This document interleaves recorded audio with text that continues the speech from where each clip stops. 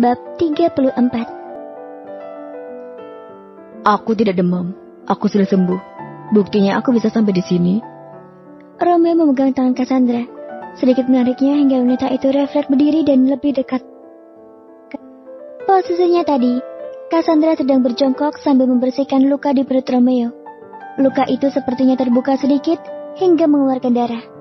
Padahal Cassandra sudah menyuruhnya untuk istirahat di rumah, bukannya keluyuran di kantor seperti ini. Romeo menarik kembali Cassandra hingga jatuh terduduk di pangkuannya. Cassandra terkejut dan langsung menahan tubuhnya dengan memegangi bahu Romeo.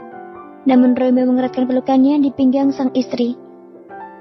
Cassandra bisa melihat tatapan Romeo yang sangat berbeda. Tatapan itu lembut dan hangat. Mata itu memancarkan aura bahagia.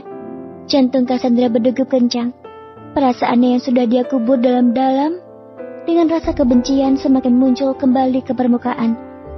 Cassandra terlalu lemah jika berhadapan dengan Romeo.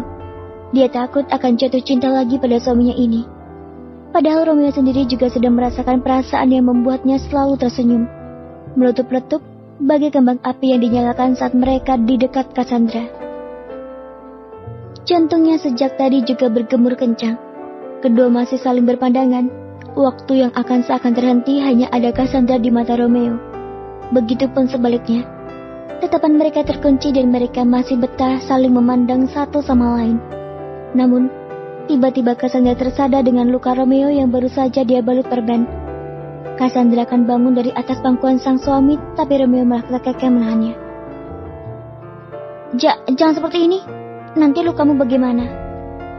Sudah aku bilang, tidak apa-apa. Hanya luka sekecil itu, tidak membuatku mati. Jawab Romeo mengulas senyuman. Tubuh Cassandra tiba-tiba menegang. Entah kenapa kejadian di kehidupan sebelumnya tiba-tiba terlintas. Bagaimana suaminya itu telah membunuhnya dengan tangannya sendiri. Romeo bisa merasakan tubuh Cassandra yang bergetar. Matanya tiba-tiba terpancar ketakutan yang mendalam. Tidak, aku tidak bersalah. Jangan bunuh aku, seru Cassandra memejamkan matanya. Romeo menepuk pipi sang istri. Dia bingung dengan apa yang terlontar dari mulut Cassandra. Cassie, ada apa? Hei. Cassandra membuka matanya.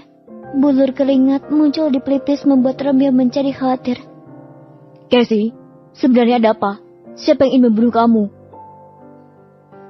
Cassandra menghirup nafas dalam-dalam. Dia mencoba mengontrol dirinya sendiri, meskipun ketakutan di matanya masih jelas nampak terlihat. Kamu yang akan membunuh aku, Romeo. Romeo mengurutkan keningnya. Kamu hanya bermimpi. Kenapa aku harus membunuhmu? Itu tidak mungkin, sayang. Jawab Romeo menangkap pipi Cassandra. Karena kamu membenciku. Kamu lebih percaya dengan wanita itu.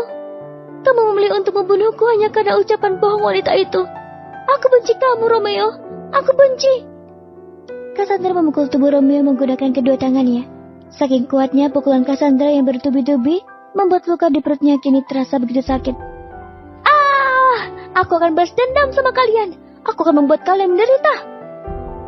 Cassandra nampak mengeluarkan seluruh tenaganya.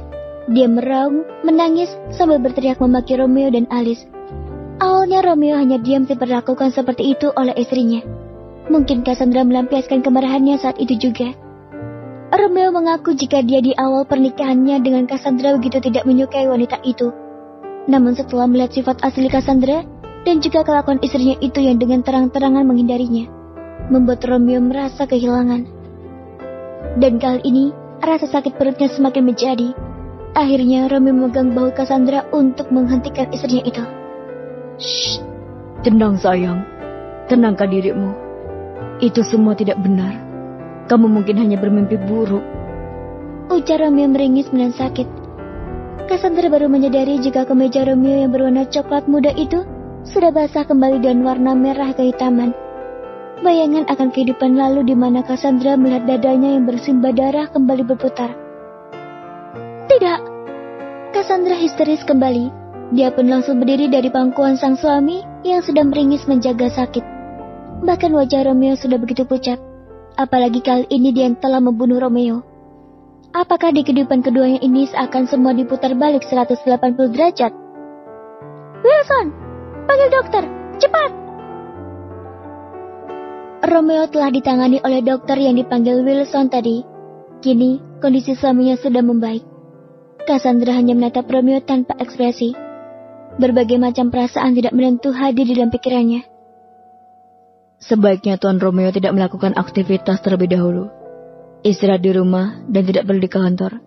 Kondisi Tuan masih belum baik, ujar sang dokter. Bisakah kau mencari aku obat yang bisa dengan cepat menyembuhkan luka ini? Ini sangat mengganggu aktivitasku, ucap Romeo. Sang dokter tersenyum. Kami akan memberikan obat terbaik untuk Anda, Tuan. Bagus, aku tidak ingin merepotkan istriku yang selalu khawatir jika luka ini belum kering, ucap Romeo melirik Cassandra yang saat ini juga masih. Wilson, panggil dokter, cepat!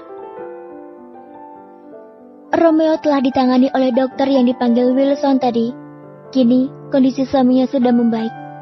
Cassandra hanya menatap Romeo tanpa ekspresi. Berbagai macam perasaan tidak menentu hadir di dalam pikirannya. Sebaiknya Tuan Romeo tidak melakukan aktivitas terlebih dahulu. Istirahat di rumah dan tidak perlu di kantor. Kondisi Tuan masih belum baik, ujar sang dokter. Bisakah kau mencari aku obat yang bisa dengan cepat menyembuhkan luka ini? Ini sangat mengganggu aktivitasku, ucap Romeo. Sang dokter tersenyum. Kami akan memberikan obat terbaik untuk Anda, Tuan. Bagus, aku tidak ingin merepotkan istriku yang selalu khawatir jika luka ini belum kering, ucap Romeo melirik Cassandra yang saat ini juga masih menatapnya. Setelah itu, sang dokter pun keluar dari ruangan tersebut. Wilson, tunda rapat 2 jam. Aku akan mengantar Romeo pulang, ujar Cassandra yang langsung diangguki sang sekretaris. Aku masih ingin di sini. Aku ingin. Tidak, kamu harus pulang dan istirahat, salah Cassandra. Romeo mengulurkan tangannya pada sang istri. Awalnya Cassandra hanya diam dan menatap tangan itu. Tetapi melihat wajah Romeo yang memohon, akhirnya Cassandra menerima uluran tangan dari sang suami. Apa kau sering bermimpi buruk? Tanya Romeo. Cassandra menggeleng. Aku tidak pernah bermimpi buruk, tapi pernah mengalami kejadian buruk. Benarkah? Romeo melototkan matanya. Kejadian apa yang menimpa Cassandra sampai istrinya itu histeris seperti tadi? Iya, kejadian buruk itu sangat nyata dan aku sangat benci ketika mengingat hal itu. Katakan, Cassie, apa yang terjadi sampai kamu histeris seperti itu? Romeo sudah tidak tahan. Dia ingin tahu kejadian apa itu. Dia pastikan akan membuat perhitungan pada orang yang telah membuat Cassandra seperti tadi. Kamu, Romeo, kamu menembakku tepat di bagian dada dan aku mati. Apa? Romeo menganga tidak percaya. Cassandra menghela nafas. Apakah pria ini akan percaya jika sebenarnya dia kembali dari kehidupan yang akan datang? Romeo, apakah kamu percaya jika aku hidup kembali dan mengalami reinkarnasi setelah kamu membunuhku?